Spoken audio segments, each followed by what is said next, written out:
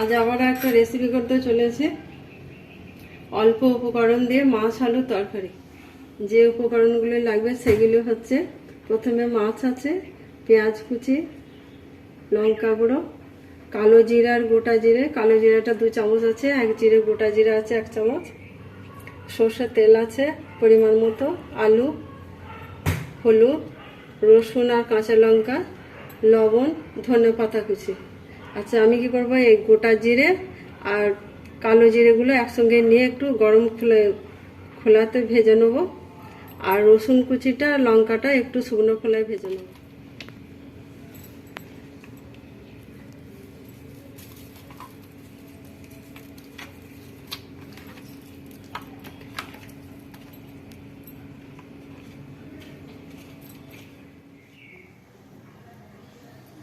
প্যানে গরম হয়ে আছে, এবার তেলটা ঢেলে দিলাম, আমরা মাছগুলো ভেজে নেব।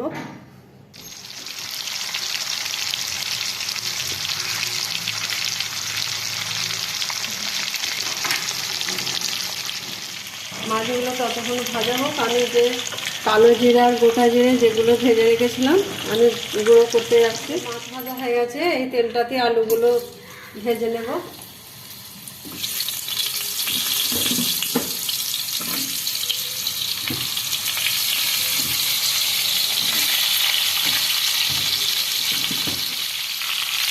একটু লবণ দিয়ে দিলাম পরিমাণ মতো। এটা এবার নাড়াচাড়া করে আলুটা এটাকে ভেজে নেবো।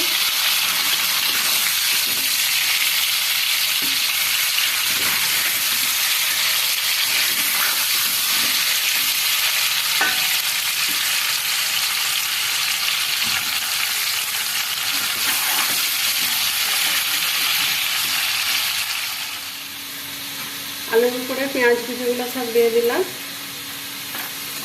এবার আস্তে আস্তে নাড়াচাড়া করে পেঁয়াজগুলো একটু ভাজা ভাজা হলে টমেটো কুচি দেবো।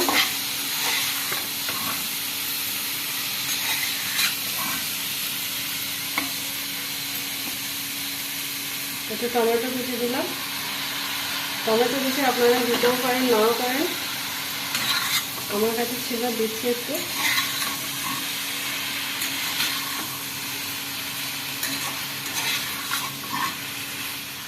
কাঁচা লঙ্কা আর রসুনটা দিয়ে দিলাম, যেটা শুকনো খোলায় একটু ভাজা হয়েছিল।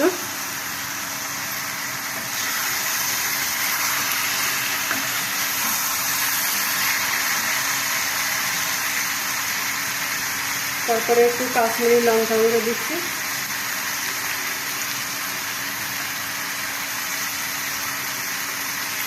একটু লবণ দিলাম।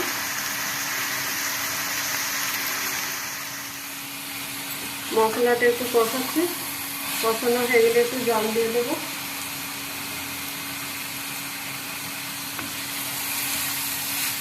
একটু সামান্য জল দেবো।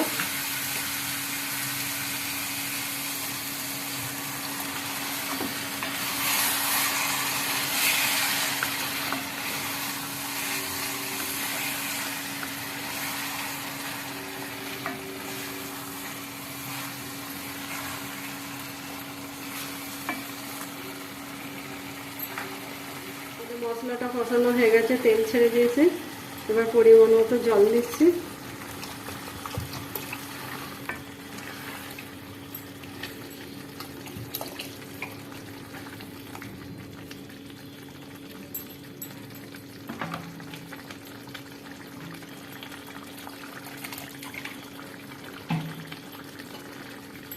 পাঁচ মিনিট ঢাকা দিয়ে রেখে দিচ্ছি। 5 মিনিট পর ঢাকাটা খুললাম। ঢাকাটা খুলে যে মশলাটা ভেজে রেখেছিলাম, গোটা জিরে আর কালো জিরে, ওই গুঁড়ো মশলাটা দিয়ে দিলাম একটু।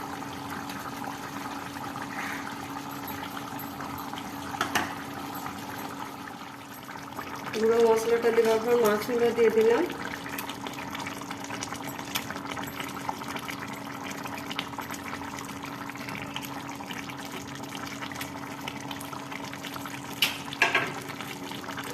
একটু ধনে পাতা ছড়িয়ে দিলাম।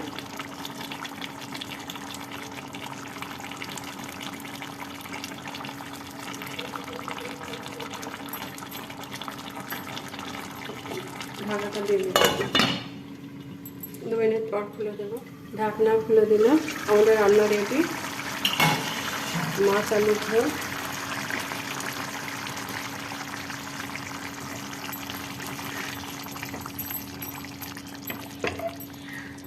আমাদের মাছ আলু ঝোল রেডি। মাছ আলু ঝোল যদি আপনাদেরকে ভালো লাগে আপনারা সাবস্ক্রাইব করবেন, লাইক করবেন এবং কমেন্টে জানাবেন কেমন হয়েছে।